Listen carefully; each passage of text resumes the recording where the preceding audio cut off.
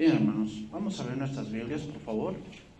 Primera Tesalonicenses, capítulo número 4, verso número 15. Primera Tesalonicenses, capítulo 4, verso número 15. Vamos a continuar con esta serie, Preparados en Cristo. Ese es el tema número 15. Tema número 15 de esta serie, Preparados en Cristo. Vamos a continuar con nuestro tema de la sesión pasada, Cristo regresará, parte número 2. Cristo regresará, parte número 2. Vamos a terminar este pasaje, que es una doctrina secundaria, pero es una doctrina importante que debemos conocer, que debemos tener presente. Y que es un suceso que va a ocurrir pronto, hermanos. Bien, dice ahí, 1 Tesalonicenses 4:15, por lo cual os decimos esto en palabra del Señor, que nosotros que vivimos, que habremos quedado hasta la venida del Señor, no precederemos a los que durmieron, porque el Señor mismo, con voz de mando, con voz de arcángel y con trompeta de Dios, descenderá del cielo, y los muertos en Cristo resucitarán primero. Luego nosotros, los que vivimos, los que hayamos quedado, seremos arrebatados juntamente con ellos en las nubes para recibir al Señor en el aire, y así estaremos siempre con el Señor. Por tanto, alentaos los unos a los otros con estas palabras. Bien, hermanos, vamos a continuar con este tema. Entonces vamos a retomar un poquito lo que dijimos la semana pasada, y es que el suceso de la segunda o del arrebatamiento trae esperanza al corazón, hermanos, ya que sin duda la muerte es algo que vamos a experimentar o que otros hermanos van a experimentar. O sea, la muerte, hermanos, todos tenemos una cita con ella. Todos tenemos una cita con la muerte, pero sin duda, hermanos, la muerte es la puerta a las moradas celestiales. Es ese paso al cual no debemos temer. Un cristiano no le tiene miedo a la muerte. Le puedes temer a maneras de cómo morir, ¿verdad? Entonces, a mí no me gustaría que me mataran enterrado, bueno, tal vez sí, o ahogado, o quemado, o que yo estuviese cayendo, ¿no?, de un 30º piso y viendo el suelo acercarse a mí no me gustaría morir así. Bueno, tal vez sí, pero el punto, un cristiano no le puede tener miedo a lo que sigue después, ¿eh? Si tú le tienes miedo a lo que sigue después, tal vez deberías analizar en qué has creído, porque el cristiano sabe a dónde va a ir, lo sabe. Y es más, hermanos, es más, les voy a decir algo. Una persona que ya es grande y que ya tiene sus hijos, hasta tal vez sus nietos, y ya ve que sus hijos pues ya tienen un trabajo, que ya son hombres de familia, anhela ese momento, ¿eh? No es porque sea fatalista, es porque, hermanos, como dice Eclesiastés, la vida cansa. Y estar siempre con lo mismo, problemas, aflicciones, que las cosas suben, que el dinero no alcanza, muchas cosas, hermanos, al morir en Cristo, todo eso se termina. Entonces voy a retomar lo que estudiamos. Hablamos que los cristianos de Tesalónica se preocupaban por sus parientes que estaban muriendo. Y surgían varias preguntas, por decir, ¿qué va a pasar con ellos? Cuando Cristo vuelva, ¿lo van a ver? ¿O ya ahí terminó? ¿Qué va a pasar? Entonces Pablo contesta estas preguntas basándose en 5 hechos fundamentales. Número 1, que ya lo estudiamos, la revelación de la palabra. Es decir, ¿qué dice Dios? ¿Qué dice Cristo? Y una de las cosas es que Dios es Dios de vivos. Los que están estudiando teología sistemática, esta semana que viene, o esta semana que ya vamos a iniciar, una de las cosas que vamos a estudiar son los nombres de Dios. Y uno de los nombres de Dios es el yo soy. Vean cómo lo dice, yo soy. Siempre dice, yo soy el Dios de Abraham. No dice, yo fui. Porque para Dios, hermanos, siempre es presente. El pasado solamente existe para nosotros, pero para Dios siempre es presente. Por lo tanto, Dios es Dios de vivos. Para Dios, Abraham vive, Jacob vive, y nuestros familiares que han muerto en Cristo viven. no han terminado de existir como muchos piensan. Entonces la revelación de la palabra nos está diciendo que si Cristo resucitó, también nuestros muertos, nuestros amigos, nuestros familiares van a resucitar. Número 2, el retorno, es decir, Cristo regresará, Cristo lo prometió, Cristo lo dijo. Y si la palabra inerrante lo dice, es que es verdad. Número 3, la resurrección. La resurrección de Cristo nos da la prueba inerrante de que hay vida después de la muerte. O sea, nadie sabe, no, sí sabemos. Sí sabemos, hermano. O sea, muchos dicen, es que ¿a poco, cómo puede estar seguro que existe el infierno si nadie sabe? No, sí sabemos. ¿Por qué? Porque Cristo lo dijo. Y si Cristo lo dijo, esa es la verdad. Entonces vamos a ir al cuarto punto en este día. El cuarto punto es el arrebatamiento. El arrebatamiento. 1 Tesalonicenses 4:17. Luego nosotros los que vivimos, los que hayamos quedado, seremos arrebatados, ahí dice, ¿no? Juntamente con ellos en las nubes para recibir al Señor en el aire y así estaremos siempre con el Señor. A veces, hermanos, esta palabra se utiliza, o también hemos escuchado la palabra rapto. La palabra rapto no existe en la Biblia. En la Biblia. Hay palabras que no existen, pero la doctrina existe. Por decir, la palabra Trinidad no existe. Pero el hecho de que no exista no quiere decir que no esté la doctrina ahí está. ¿Okay? Entonces la palabra rapto viene del latín, que se dice raptus, que significa llevar por la fuerza, eso significa rapto. La palabra arrebatados en el griego tiene varios significados que los mencionaré para ir puntualizando más este punto.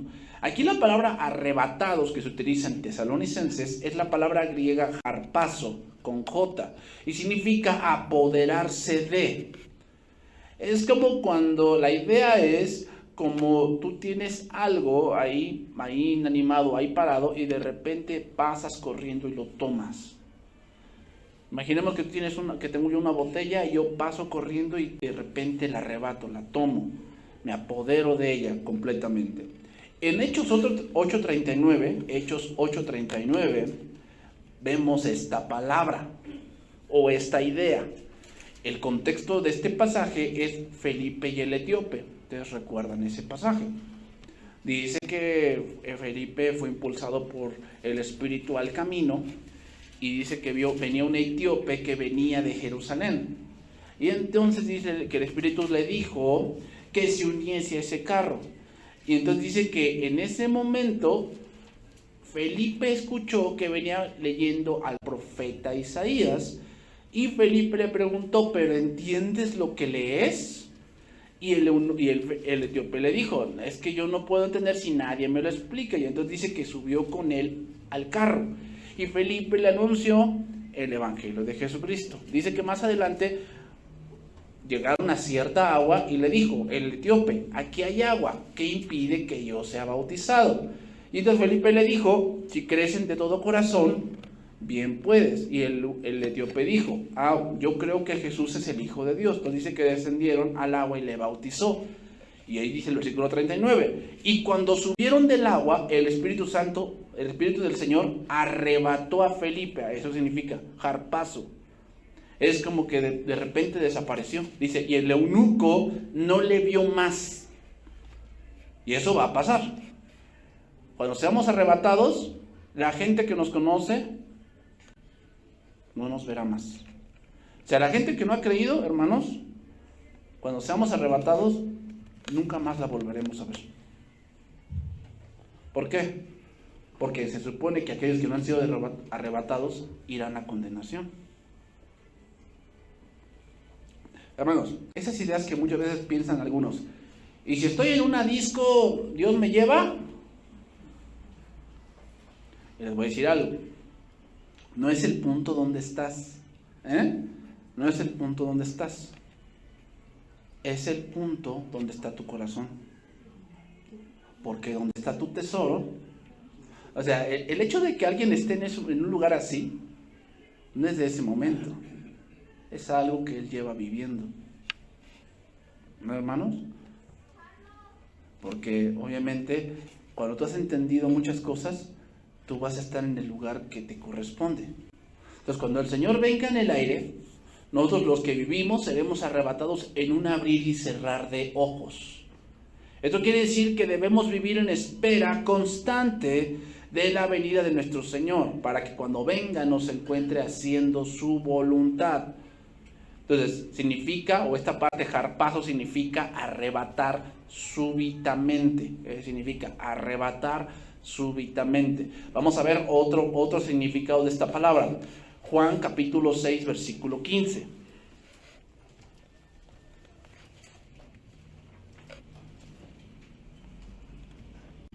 Juan capítulo 6, verso 15. ¿Cuál es el contexto de este pasaje? El contexto es la alimentación de los 5,000. El contexto dice que Jesús alimentó a 5,000 personas. Y entonces las personas, al ver el gran milagro, dijeron, este es poderoso. La idea judía era tener a un hombre que los liberara del dominio de Roma. Ese era el punto que ellos tenían de un Mesías. Y lo siguen teniendo. Ellos dicen, bueno, nosotros queremos un Mesías que venga como Moisés, que venga como Elías, ¿no? Que haga llover fuego del cielo y que entonces nos libre del imperio romano. Pero no querían cambiar su manera de vivir. Y ese es el pensamiento también del mundo, ¿va? Quieren un Mesías que los libre de sus problemas, pero no que cambie su vida. O sea, con mi vida no te metas, Dios. O sea, yo quiero seguir viviendo así, 2 mujeres, 2 hombres, con mis líneas de coca, ¿verdad? Con mis revistas, pues no tan coloradas, ¿verdad? Bueno, entonces yo quiero vivir así. Pero cuando tengo un problema, Señor, pues tienes que sacarme, porque pues si yo tengo un problema económico, Señor, por mi falta de administración, sácame, es tu responsabilidad, pero con mi vida no te metas. Eso es lo que el hombre quiere. Y los judíos también querían eso. Los judíos querían un Mesías que los librase de Roma, pero que con su vida no se metiera. Entonces, al ver a Jesús que podía alimentar a 5,000 gentes, una de las cosas que se requiere para la guerra, hermanos, es comida. Si no, con tus soldados, ¿cómo van a sobrevivir? ¿Cómo van a tener fuerza para luchar? Es obvio. No, de Jesús alimenta 5,000. No, pues tenemos un ejército grande. ¿Y qué pasa? Nos alimenta porque sí, ganamos porque ganamos. Entonces dice el versículo 15. Pero entendiendo Jesús que iban a venir a apoderarse de él y a hacerle rey, pero ¿rey de qué? De una revuelta. No rey del país, porque no podía hacer eso, porque el que reinaba en ese momento era Roma. Entonces, ¿rey de qué? De una revuelta. De ahí sale lo que se llamaban los celotes. Si no han escuchado, los celotes era un grupo como de zapatistas, más o menos, así, que querían hacer la revolución, ¿no? Así como la revolución mexicana, pero la revolución judía. De ahí surgieron, los celotes empezaron a surgir de Macabeo, de Judas Macabeo, que ustedes leen esa historia, más bien fue su hijo, pero Judas Macabeo fue el que inició toda esa revuelta de sacar a los griegos, lo cual lograron para recuperar el templo en ese tiempo. Pero es extraño, en ese tiempo, son de los 400 años de silencio, hubo una sacerdotisa, en todo ese tiempo, en el oscurantismo, hubo una sacerdotisa, cuando la mujer no estaba dicha que tomara ese puesto, y no es por el hombre, Dios mismo lo dijo, porque esa es la responsabilidad del varón. El varón tiene la responsabilidad de ser la cabeza, Entonces, dice ahí, vinieron para apoderarse de él y hacerle rey, y volvió a retirarse al monte él solo. Aquí la palabra apoderarse, que es la palabra que es arrebatar, da el punto de llevar a la fuerza. El significado nos hace pensar en Lot. ¿Se acuerdan de Lot? Que casi fue corrido de Sodoma y que no mirara hacia atrás porque vendría la destrucción. El arrebatamiento es lo mismo. Te llevo porque inmediatamente cuando Cristo nos lleve, ¿qué vendrá? La destrucción. Por eso, ay de los que se queden, ay de ellos, porque dice, desearán morir, pero la muerte huirá de ellos. ¿No? O sea, no es para menos de que, no, bueno, pues me quedo y por ahí me escondo. No habrá lugar donde esconderse, ¿eh? No habrá lugar. Si ustedes ven la situación ahorita difícil, en ese tiempo dice que solamente el salario de una persona alcanzará para él, nada más. Entonces, no, pastor, ya lo estamos viviendo. Bueno, yo he conocido familias que sobreviven con 500 pesos a la semana, ¿eh? Y una familia de cuatro personas, imagínate. Pero en ese tiempo no va a alcanzar. En serio, no va a alcanzar. Si ahorita nos quejamos de la inflación que hay, en ese tiempo habrá una inflación exagerada. Y en ese momento, hermanos, ahorita por todo lo que hay, ¿saben lo que ha traído esta pandemia también? Ha traído mucho la digitalización de las cosas. ¿Ya? Reuniones digitales. Reuniones de las iglesias digitales. ¿Cómo se llama? Y todo la mayor porcentaje de dinero, hermanos, se maneja de forma digital ya. Antes de la pandemia era como unos 30, 60, o sea, 60% todo se manejaba en efectivo y el 30% en digital. Pero a partir de la pandemia, lo digital ha subido casi al 70%. O sea, que todo ya se maneja con tarjetas de crédito, con transferencias, todo eso sí ya se maneja. Entonces nadie va a poder comprar ni vender. ¿A qué se refiere? A que habrá un control total del dinero. Habrá un control total del dinero. A que si tú no quieres arrodillarte ante la bestia, no vas a poder comprar ni vender. O sea, todas tus cuentas bancarias serán bloqueadas. Y eso ya el SAT ya lo puede hacer. Pero eso es por cosas tributarias. Pero imagínate ahora que te bloqueen todo tu salario porque tú no quieres adorar a la bestia. Y no vas a poder comprar ni vender. ¿Te imaginas cómo va a ser la vida? Terrible. Otro punto, Juan 14:2. Juan 14:2. Entonces, el segundo significado de arrebatar es llevar a la fuerza. Llevar a la fuerza. Yo te lo diría si hay cristianos que no se quieren ir. ¿Por qué? Porque no han cumplido sus sueños, porque no han cumplido cierto plan que tienen. Bueno, aquí significa llevar a la fuerza. Juan 14:2 dice, en la casa de mi padre muchas moradas hay. Si así no fuese, yo os lo hubiera dicho, voy pues a preparar lugar para ustedes. Y si me fuere y os prepararé el lugar, vendré otra vez y os tomaré a mí mismo, para que donde yo estoy, vosotros también estéis. Esto presenta el arrebatamiento desde el punto de vista del Señor, que cuando Él venga reclamará a su esposa. Esa es la idea. El punto de aquí de arrebatamiento, del punto tomaré a mí mismo, habla de reclamar como pertenencia, significa. Recuerden que cuando se casaba en esos tiempos una mujer judía, o había un matrimonio judío, de ahí viene Mateo 25, era que se comprometían, y a partir del compromiso pasaba un año, pero en el año el novio se iba de viaje, iba a preparar todo, el novio, entonces iba un año, entonces cuando iba a llegar el tiempo, la novia estaba esperanzada a que ya el novio, porque ya a partir de eso, en la parte judía, cuando ya eran novios, ya para la sociedad ya estaban casados, aunque todavía no estaban juntos, pero ya estaban casados. Entonces, por eso decía que eran 10 vírgenes. Las 10 vírgenes se refiere a que la novia siempre tenía a sus damas de compañía. Entonces las damas de compañía eran las que le avisaban a la novia, ya se acerca al esposo. ¿Por qué? Porque el esposo llegaba con una banda muy fuerte, con mucho alboroto, porque ya llegaba a reclamar a su esposa. Ese es el punto ahí del arrebatamiento. Y es que Cristo, ¿con qué viene proclamando que regresa? Con todas las señales que está habiendo en la humanidad. Él está avisando que ya regresa por su esposa, porque recuerden que después del arrebatamiento vienen ¿qué? Las bodas del Cordero. ¿Por qué? Se va a casar con la iglesia, Entonces, este punto significa reclamar para sí mismo. Eso también lo que significa arrebatamiento, reclamar para sí mismo.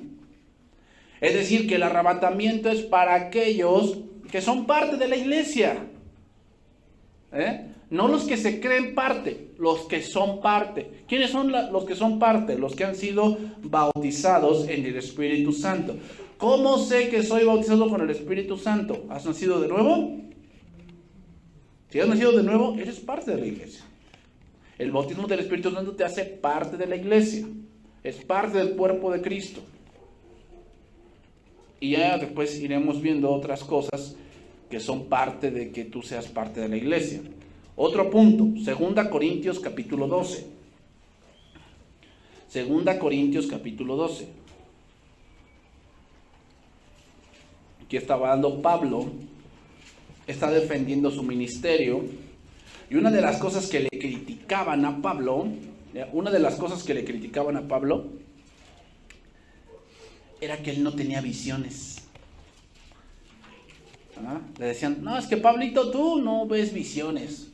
Y Juan Sin Miedo, este apostolín Juan Sin Miedo, el saqueo iglesias, ese, no hombre, dice que se fue al infierno y que vio al chamuco ahí con el tridente, que se burlaba, pero lo reprendió en el nombre del Señor.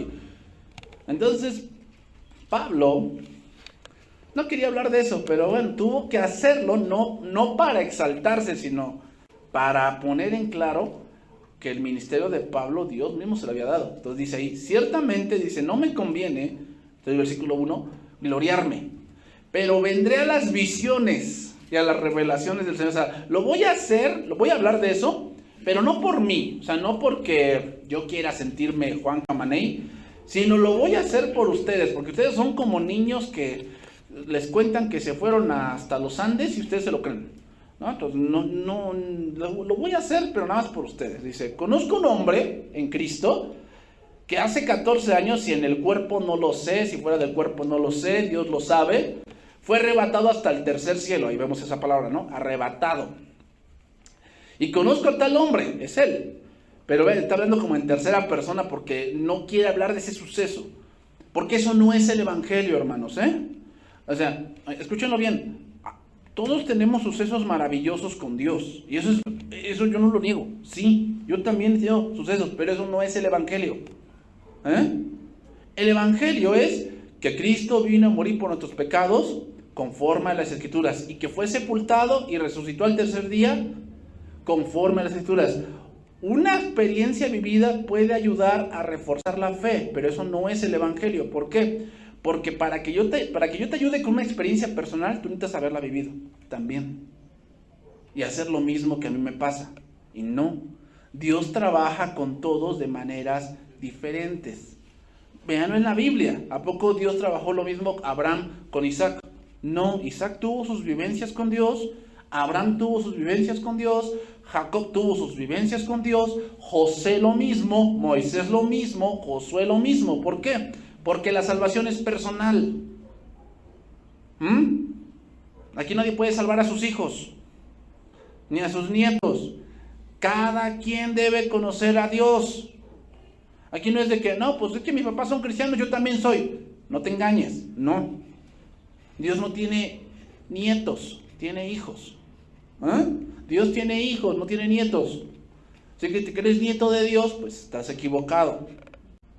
Entonces, dice ahí, conozco al tal hombre, si en el cuerpo o fuera del cuerpo, no lo sé, Dios lo sabe, que fue arrebatado, ahí está nuevamente, esa palabra, al paraíso, donde oyó palabras inefables, que no les ha dado al hombre expresar. Es decir, la palabra inefable significa, es como que hay un ciego de nacimiento y te dice, oye, ¿me puedes decir cómo es el cielo? ¿Cómo son las nubes?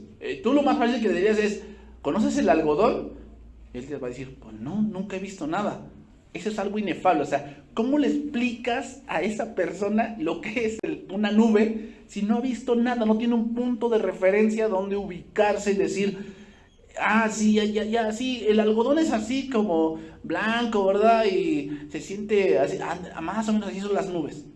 No le puedes decir eso porque no conoce. Eso es el punto de inefable. O sea, dice Pablo, es que yo no lo puedo expresar porque no sé cómo explicarlo lo que vi allí. No sé. Eso es lo que significa. Y aquí la palabra arrebatar significa cambiarse a un nuevo lugar.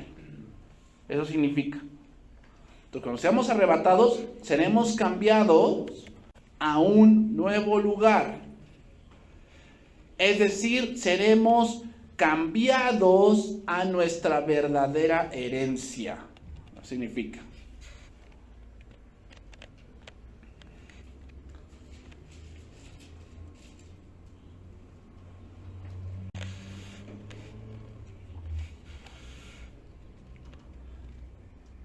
Entonces, hermanos, Hechos 23:10. Hechos 23:10.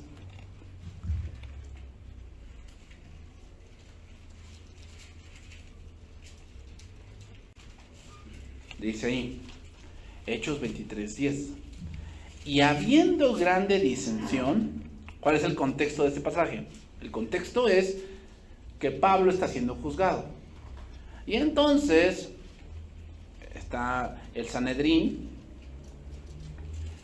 y Pablo pues era muy observador. Entonces ve que la mitad de la audiencia era farisea y la otra mitad saducea.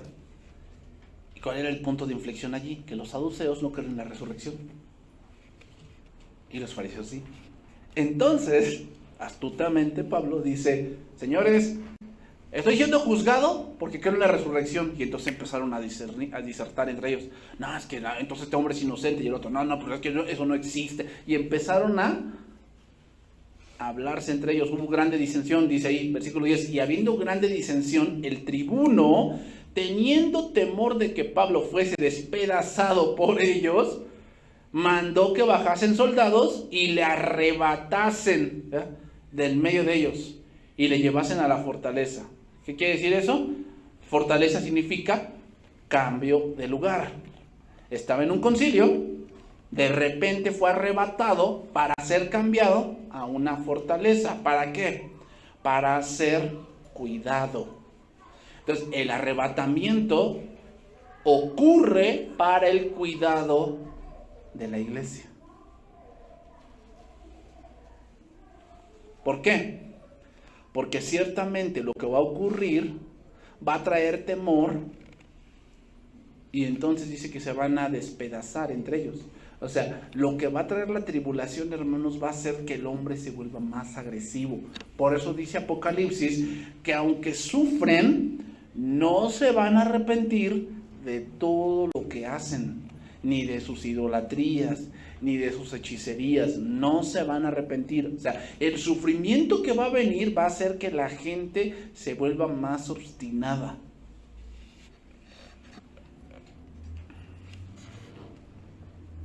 Entonces, la voz de mando, la voz de arcángel y la trompeta de Dios solamente será escuchada por la iglesia, los que son de la iglesia.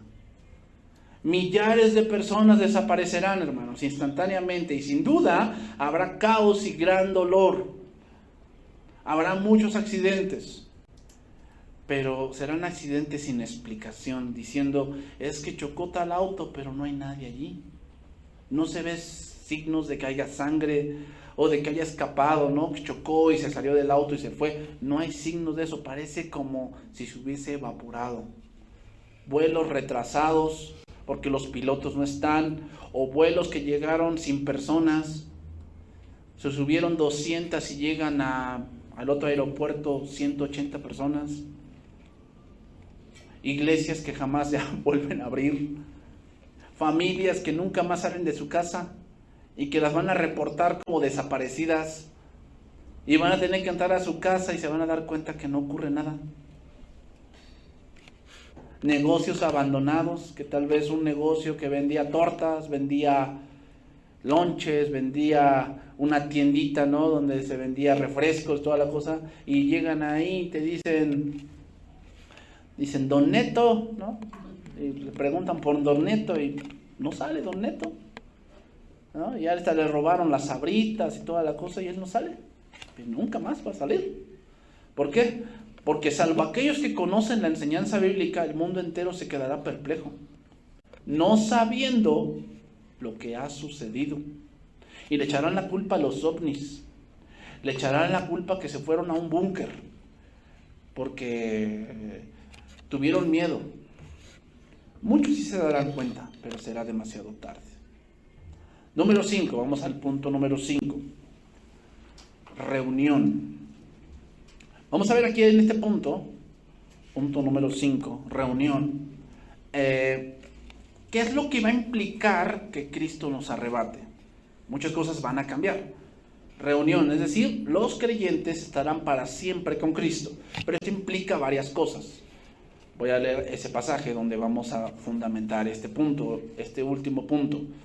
1 Tesalonicenses 4:17. Luego nosotros, los que vivimos, los que hayamos quedado, seremos arrebatados juntamente con ellos en las nubes para recibir, esa palabra, recibir al Señor en el aire, y así estaremos siempre con el Señor. Por tanto, alentaos los unos a los otros con estas palabras. ¿Okay? Aquí la palabra recibir significa tener un encuentro amistoso. Es decir, seremos arrebatados, Cristo va descendiendo, seremos arrebatados en el aire, a mitad nos vamos a encontrar.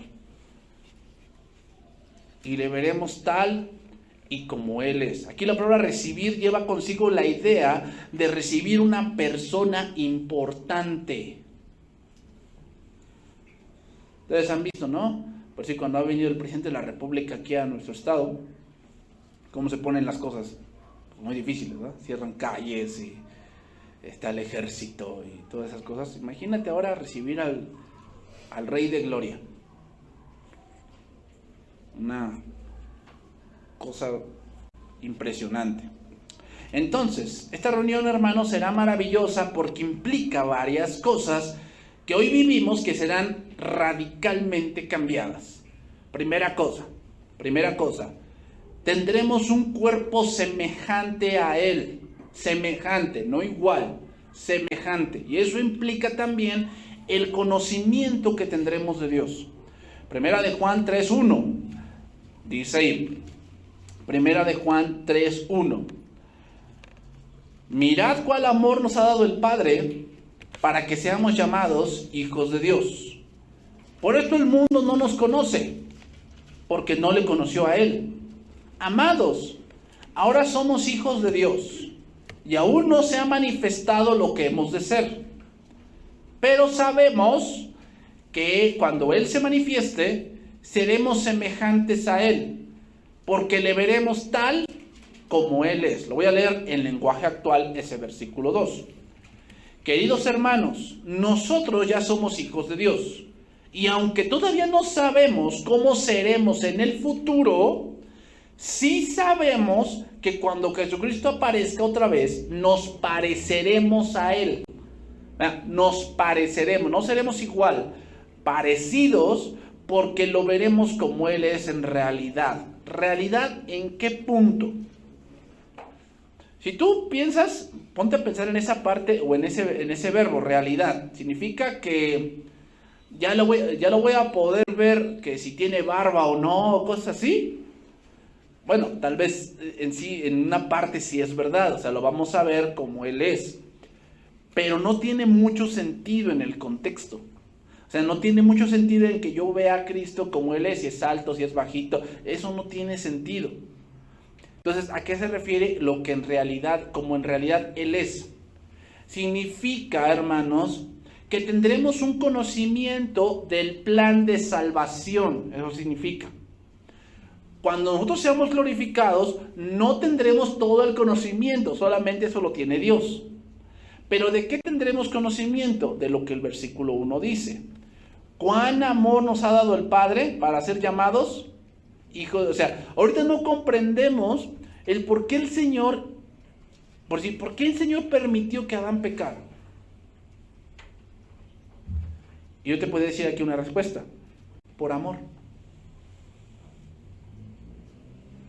Y uno diría, es que eso no es posible. ¿A poco tú permitirías que, pues tú dices, mi hijo yo le compré una motocicleta cuando tiene 12 años por amor? Pues, no, o sea, sí es ilógico, ¿no? O sea, pues yo sé que mi hijo no está preparado para eso. Bueno, eso ahora no lo entiendes tú.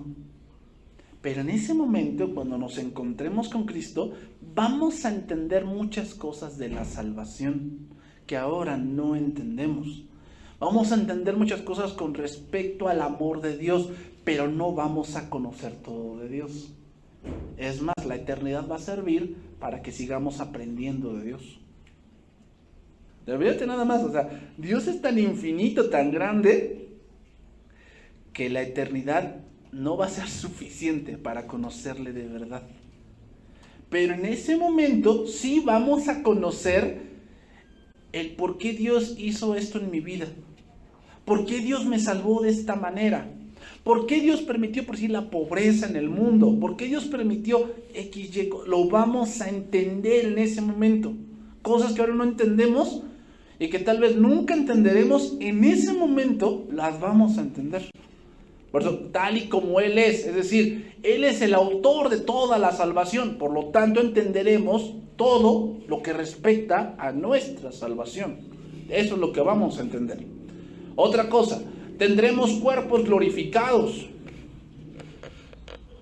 Y una de las cosas que trae el cuerpo glorificado es que la tribulación será solamente un recuerdo.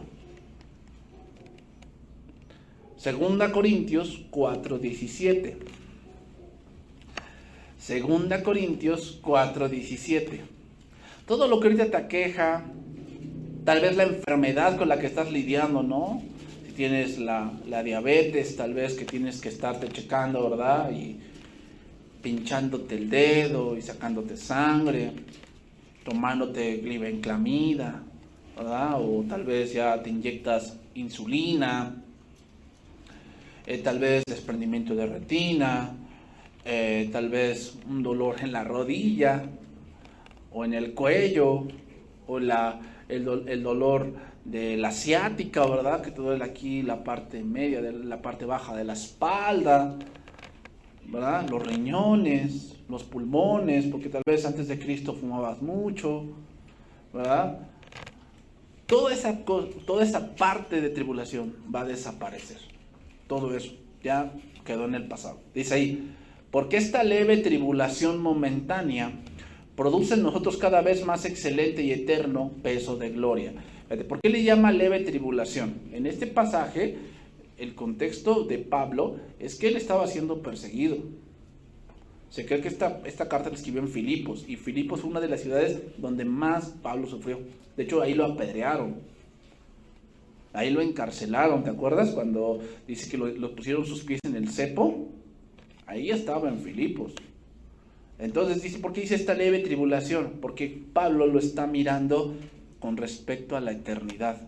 Y con respecto a la eternidad, hermanos, no hay punto de comparación. No hay punto de comparación. O sea, esa es la mirada que un cristiano debe tener. Sí, sufrimos, sí, todos sufren, hasta los ricos sufren. O sea, eso no podemos ponerlo en tela de duda.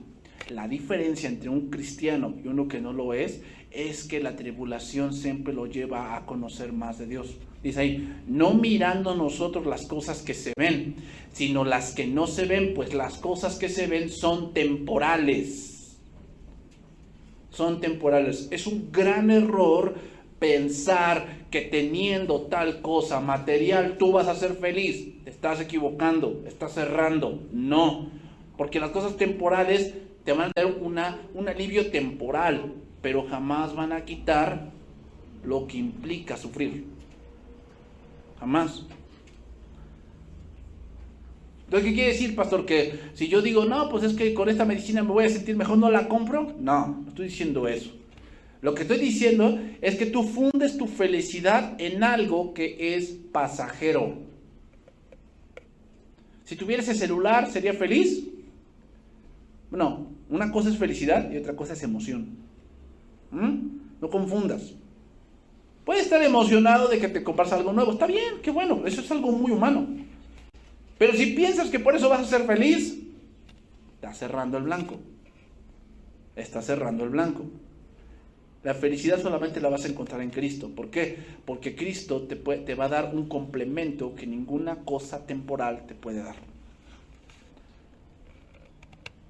O sea, le digo, ¿por qué? Porque hay ciertas cosas que son pecado. Porque le das ese lugar, a esas cosas, el lugar que solamente a Dios le corresponde.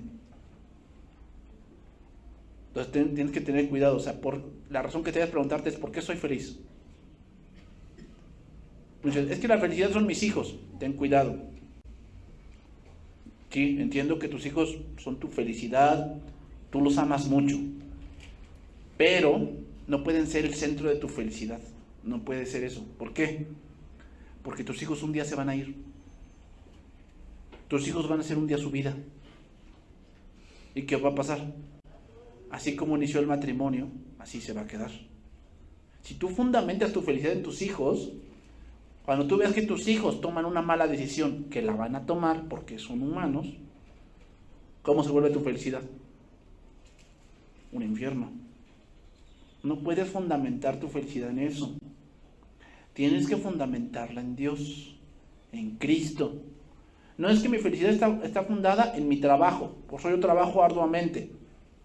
Qué bueno, que a lo mejor tengas ese punto de trabajar, pero no puedes fundamentar tu felicidad en eso. ¿Por qué? ¿Qué pasa si un día te enfermas?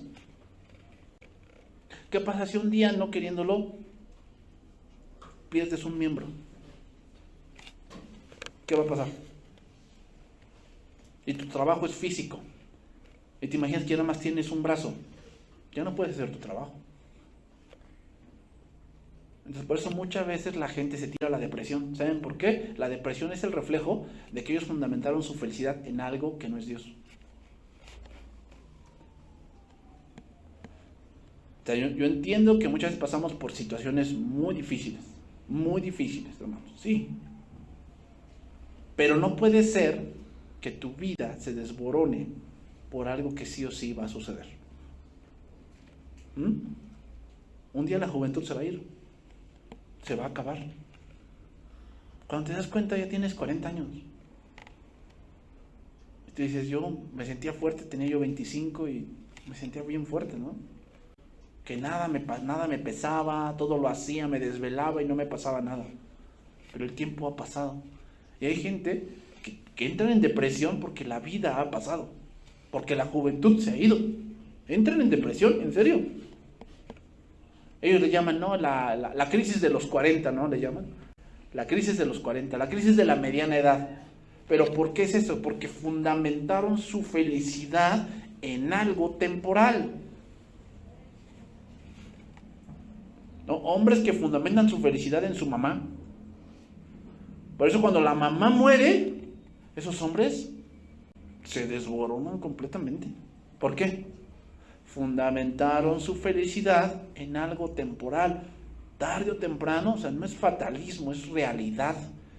Tarde o temprano, tus padres se van a ir. Esa es la ley. Entonces, ¿qué va a pasar para que, o sea, te va a doler? Pues sí, es obvio que sí me va a doler, sí. Perder a alguien que vio por ti, que a lo mejor tú dices, no, mi mamá veía por mí, mi papá me apoyaba en lo que yo le decía, sí, y ahora que ya no esté, pues obviamente te duele, pero eso no puede llegar a ti a que te desborone como persona. Si ocurre eso, es que tu felicidad estaba fundada en eso.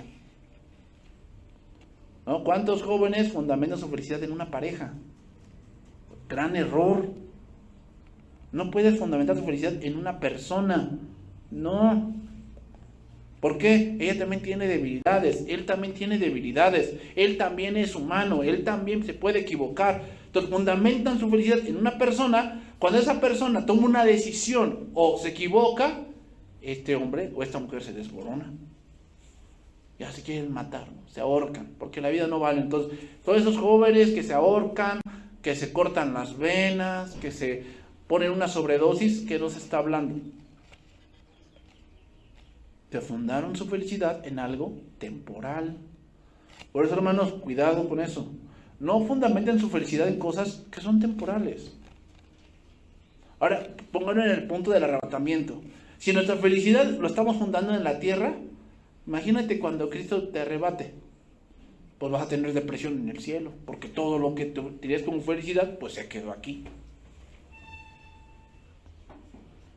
Hermanos, todo nos es lícito, pero no nos debemos anclar a las cosas materiales, porque las cosas materiales las puedes tener ahorita y mañana no. Entonces, todo dolor, toda necesidad, toda debilidad, toda discapacidad, toda ignorancia será quitada para que nosotros glorifiquemos a Cristo. ¿Ok? Otra característica de esta reunión, será eterna. Será eterna. Dice ahí, voy a leer algunos pasajes. Juan capítulo 14, verso 3. Y si me fuere y os prepararé el lugar, vendré otra vez y os tomaré a mí mismo para que donde yo estoy, ustedes también estén.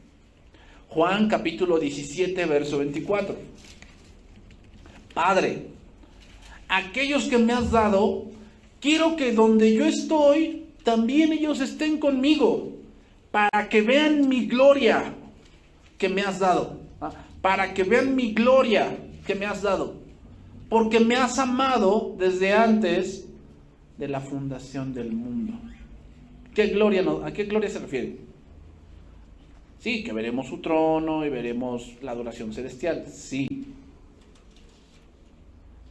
Pero ¿qué es lo que más sorprendió a los apóstoles y sorprendió a la gente que conoció a Dios? Saber cómo es Dios. Eso es lo que más les impresionaba. O sea, cuando ustedes leen Apocalipsis capítulo 4, ven la adoración, Juan vio la adoración celestial, pero lo que más le impresionó fue lo que había en el centro. Dice, y había un cordero como inmolado.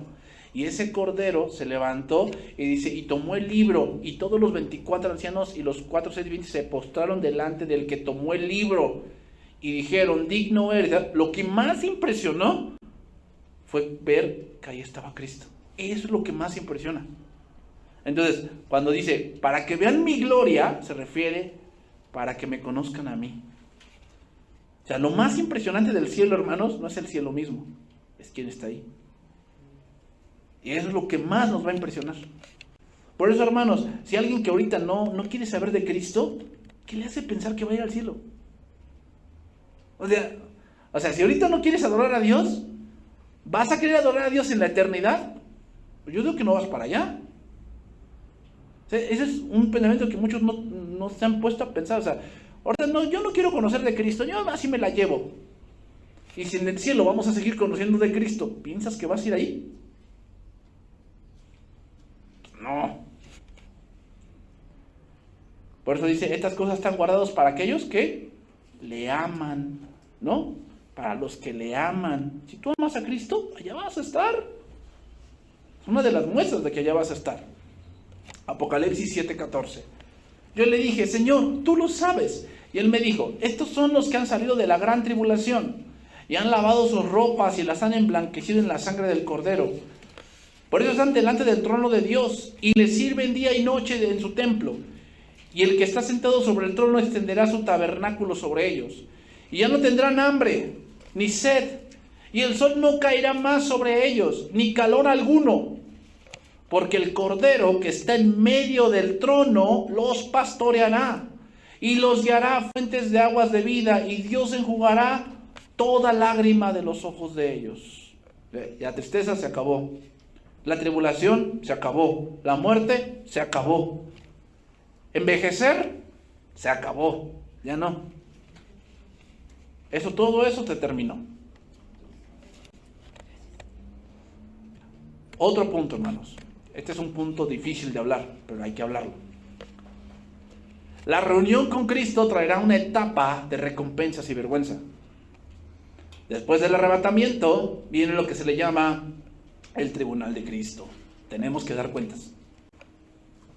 Tenemos que dar cuentas. 2 Corintios 5:10 dice, porque es necesario que todos nosotros comparezcamos ante el tribunal de Cristo, para que cada uno reciba según lo que haya hecho mientras estaba en el cuerpo, sea bueno o sea malo. Por eso decimos, hermanos, que para servir a Dios solamente tienes una oportunidad. ¿Y cuál es? Esta vida. ¿Vamos a servir a Dios en el cielo? Sí, pero la diferencia es que en ese servicio no hay recompensas.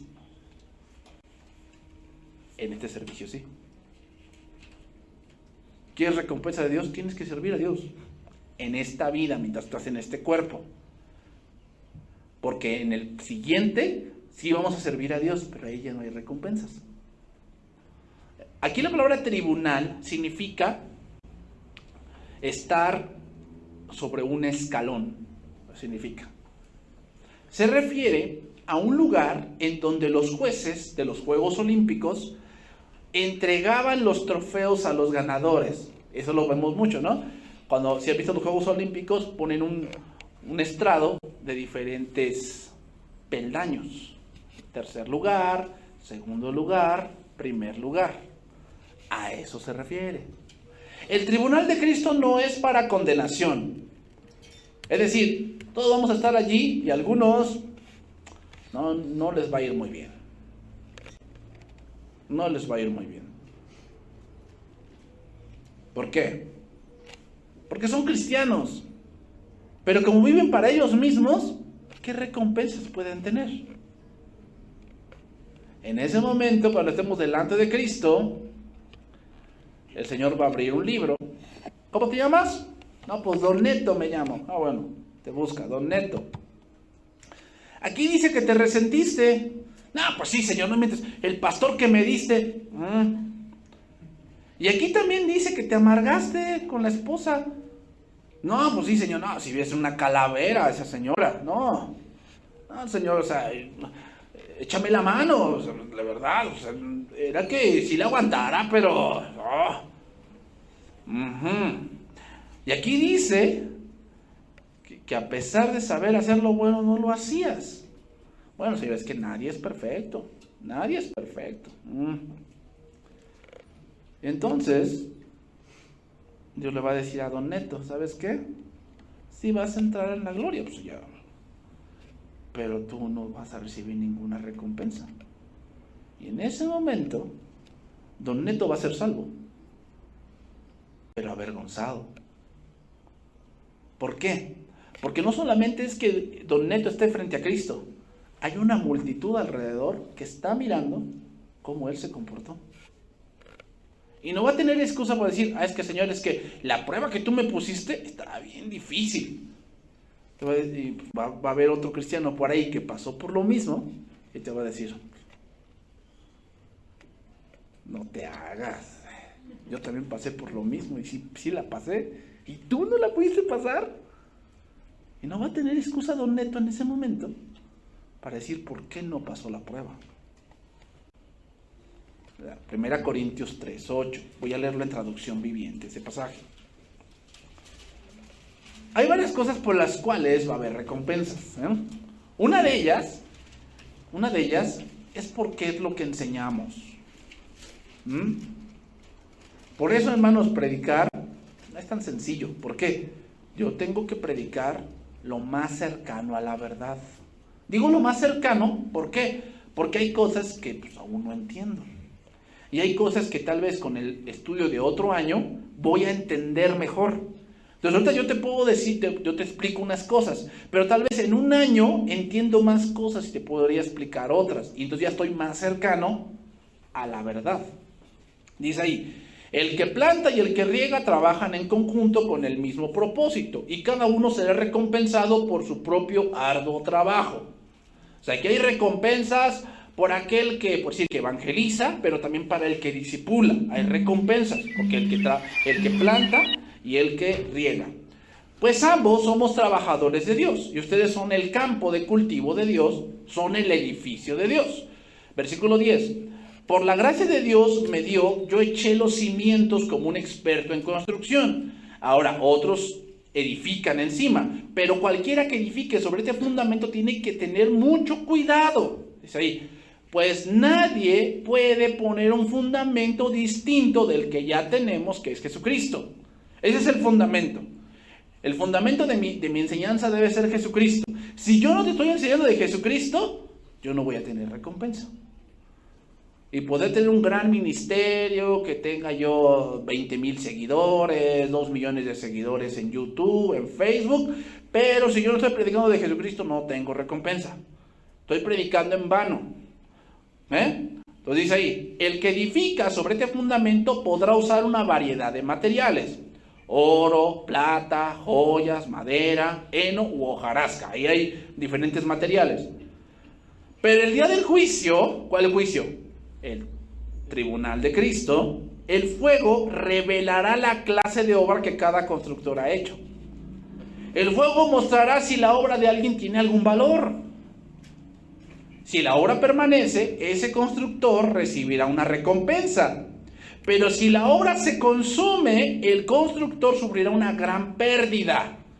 El constructor se salvará, dice, y se salvará, pero como quien apenas escapa atravesando un muro de llamas. O sea, se escapará sin nada. No tiene nada. No sacó nada para él. O sea, estás completamente así como que no, hasta sin vestido quedó. Oiga, señor, pero yo tuve un gran ministerio, estuve en el pastorado 10 años. Pues sí, pero predicaste de tus rollos. Que se te apareció no sé quién, y que fuiste a los Andes, y que no sé qué rollos, y que trajiste agua del río Jordán. ¿Y eso qué? Hermanos, ese tribunal es para recompensas y para vergüenza. ¿Quiénes van a estar allí? Estarán todos los creyentes, pero también habrá público, hermanos. ¿Quiénes? Ahí va a estar Abraham, ahí va a estar Isaac, ahí va a estar Enoc, ahí va a estar Adán, ahí va a estar José. Imagínate, todos esos grandes héroes de la fe que son de grande ejemplo en las Escrituras, ahí van a estar. Hebreos 12:1 dice: por tanto, nosotros también, teniendo en derredor tan grande nube de testigos. ¿Quiénes son estos testigos? El contexto es Hebreos 11. Moisés, que dice que despreció lo mundano porque tenía su vista puesta en el galardón. ¿Te imaginas un cristiano llegando y diciendo: ay, Señor, es que, híjole, tú sabías que, es que dejar el mundo era bien difícil, Señor? Y Moisés te diciéndote: yo lo dejé.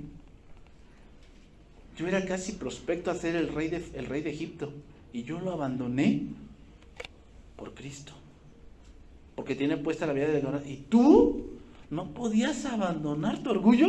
No, hombre. Entonces tú vas a decir: híjole, sí es cierto, ¿verdad? Pero ahí, ¿qué puedes hacer? No, Señor, es que tú sabes que esa tuna me la tenía que comer aunque me espinara la mano. ¿Y quién te va a ver ahí? José. Te va a decir: oye, ¿no ves que tenía yo esta lagartona, la esposa de Potifar, que hasta me metió a la cárcel? ¿Y tú no podías luchar? Te van a decir: no, Señor, es que tú sabes que a mí no me gustaba pelear. O sea, yo no quería luchar. ¿Quién te va a ver ahí? Josué. Te va a decir: oye, yo luché contra Jericó. Yo le creí a Dios y luché y conquisté. ¿Y tú no pudiste luchar?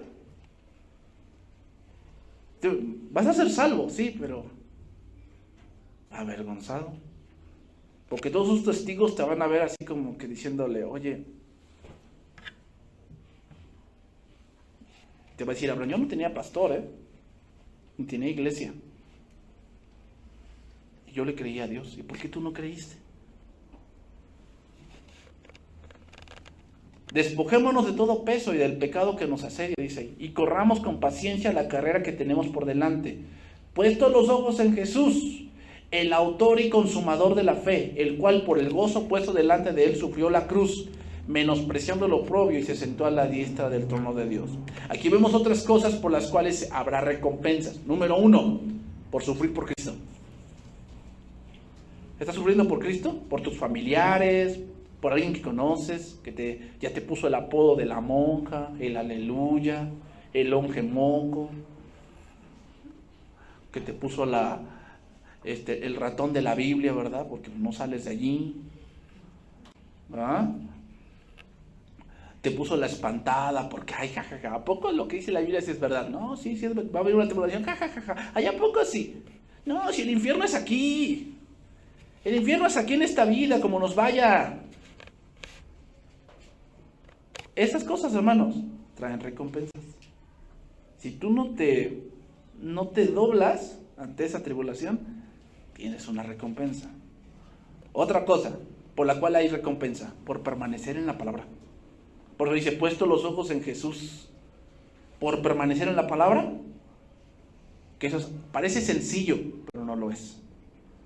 Hoy muchos venden la palabra con tal de obtener lo que ellos quieren. Si tú permaneces en la palabra, tienes recompensa. Tienes recompensa. De que estás pagando el precio por conocer a Dios. Tienes recompensa. Otro punto. Porque creíste en Dios. O más bien dicho, creíste a Dios. Esta es una recompensa.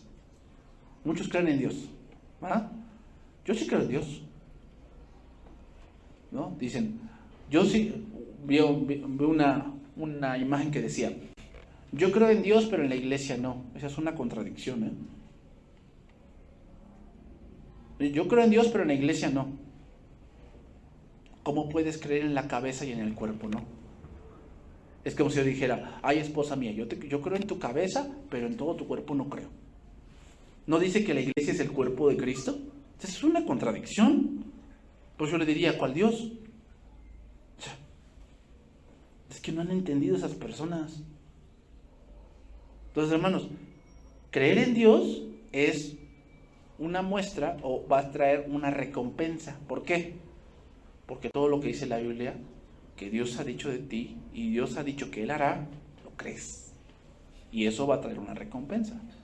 Entonces, hay varias cosas por las cuales hay recompensa, pero también hay varias cosas por las cuales se te puede perder la recompensa.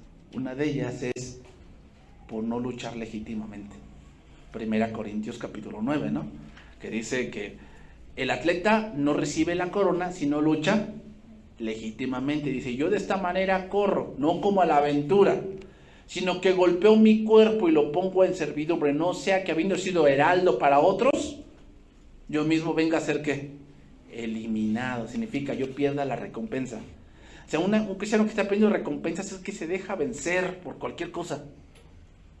No estoy diciendo que seamos invulnerables, pero un cristiano que está creciendo tiene que dominar ciertas cosas ya de su carácter, ciertas cosas de su vida, tiene que dominarlas, porque si no, si ya llevas 10, 15 años de cristiano y no dominas tu ira, tú estás perdiendo recompensas, la estás perdiendo. Y todo lo que estás trabajando se está yendo por la basura.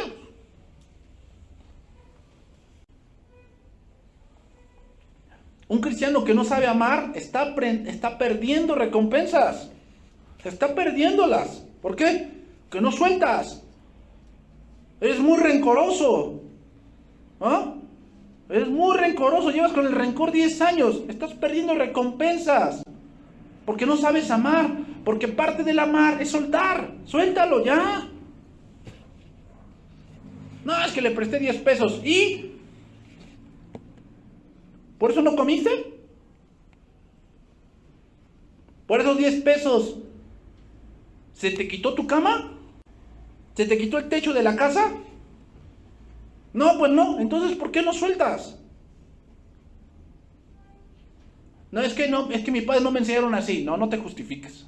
Eso eres tú. Que piensas que esa es la mejor manera de vivir. Estás perdiendo recompensas. Y si tú no sueltas eso, cuando llegues con Cristo, te lo va a sacar, ¿eh?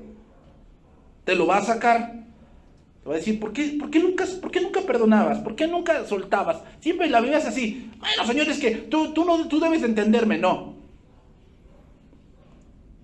Tú me avergüenzas a mí.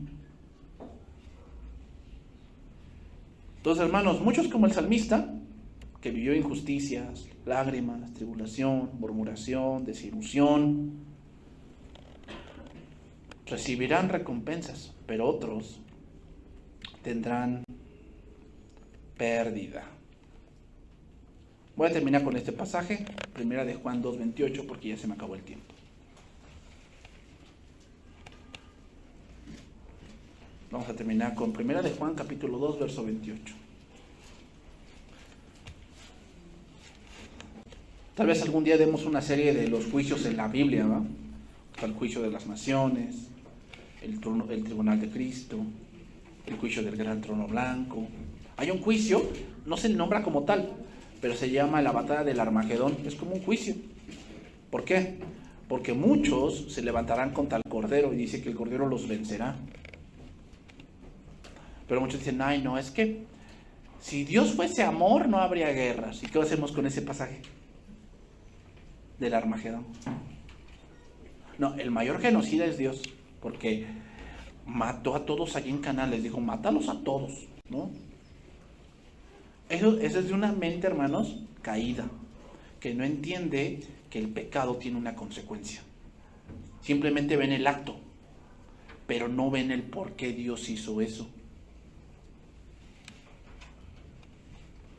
Entonces, primera de Juan 2:28, con eso vamos a terminar.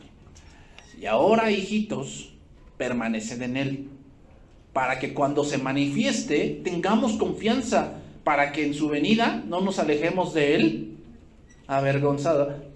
Hay que permanecer, ¿ah? Eso trae recompensa, permanecer. Si sabéis que Él es justo, sabed también que todo el que hace justicia es nacido de Él. Es decir, ¿qué significa?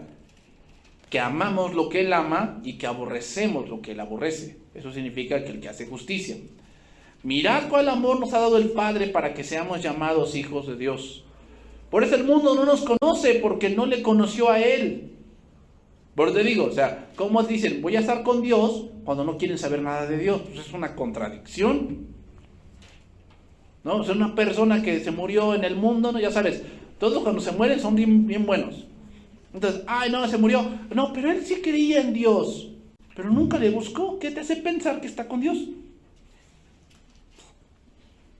Amados, ahora somos hijos de Dios y aún no se ha manifestado lo que hemos de ser, pero sabemos que cuando Él se manifieste seremos semejantes a Él, porque le veremos tal como Él es. Y todo aquel que tiene esta esperanza en Él se purifica a sí mismo. Es decir, si esperamos en Cristo, nos vamos a apartar de lo que a Dios no le agrada.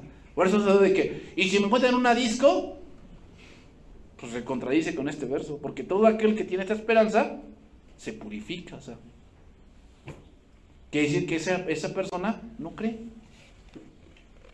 No cree, simplemente no cree. Y ya. Así como Él es puro. Entonces, hermanos, la muerte es inevitable. Y la única posibilidad de escapar es estar vivo cuando el Señor Jesucristo venga. Porque, hermanos, la muerte no es un accidente, es una cita establecida. La muerte no es un accidente, es una cita establecida. Todos tenemos una cita con eso. Pero, hermanos, un cristiano, para el cristiano el vivir es Cristo y el morir es ganancia. ¿Por qué?